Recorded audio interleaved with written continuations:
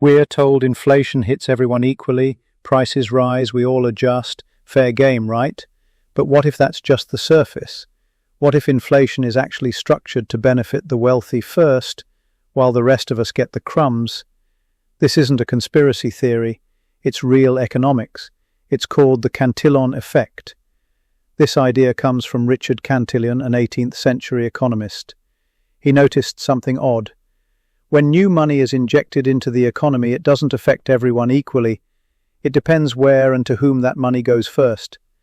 When central banks want to boost the economy, they usually lower interest rates and add more money into the system. This makes it cheaper to borrow, so people and businesses spend and invest more. But the way this new money spreads out isn't the same for everyone, and that's what the Cantillon effect is all about. The first people to get this new money are usually banks, big investors, and corporates. They use it to buy things like stocks, real estate and commodities before prices start to go up. Since they get the money early, they can buy at prices that haven't increased yet. As more money chases these assets, their prices go up. Then, when the new money finally reaches regular people who earn wages, prices for everyday things have already risen. That means the money these people earn doesn't buy as much as before. So inflation doesn't hit everyone the same way or at the same time. Those who get the money first benefit because their assets go up in value, while people who get it later feel the pinch when prices rise. It's just how money moves through the economy. No one's to blame. It's the system working as it is. Remember the COVID-19 crisis when governments and central banks around the world unleashed massive amounts of money into the system?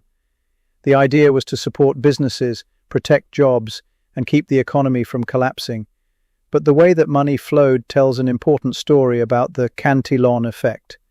The first to get their hands on this new money were large financial institutions and investors. Because interest rates were extremely low, they could borrow cheaply and quickly. This allowed them to snap up assets like stocks, real estate, and commodities at prices that hadn't yet reflected the upcoming inflation. As demand surged, these asset prices skyrocketed, creating a massive wealth boost for those who owned them. For most people, though, especially those relying on wages or fixed incomes, the impact came later and felt very different. Inflation pushed up the cost of everyday goods, food, fuel, rent, and daily essentials, while their earnings didn't keep pace. The money they had simply lost purchasing power. So while the stimulus helped stabilize the economy and prop up markets, it also widened the gap between asset owners and regular consumers. The Cantillon effect shows us that the timing and path of money creation matter. It's not just about how much money is printed, but who gets it first and how it ripples through the economy.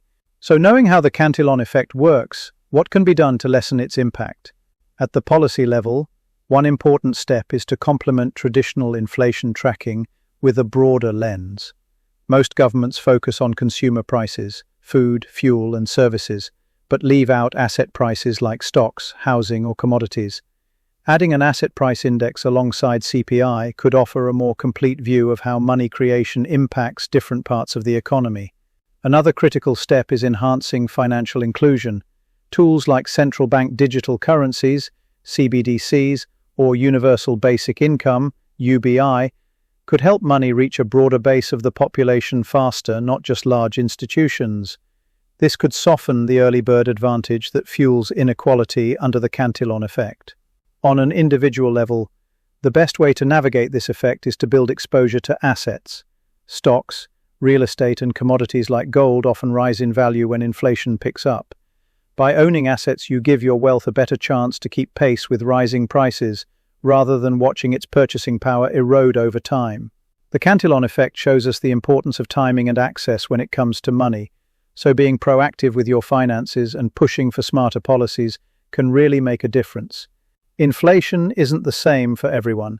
Some get richer before prices even move, while others feel the pinch later. Some people see their wealth grow before prices even start to rise, while others only feel the sting when it's already too late. That's the Cantillon effect in action. It is quietly shaping who wins and who loses. Now that you know the game, you can make smarter moves.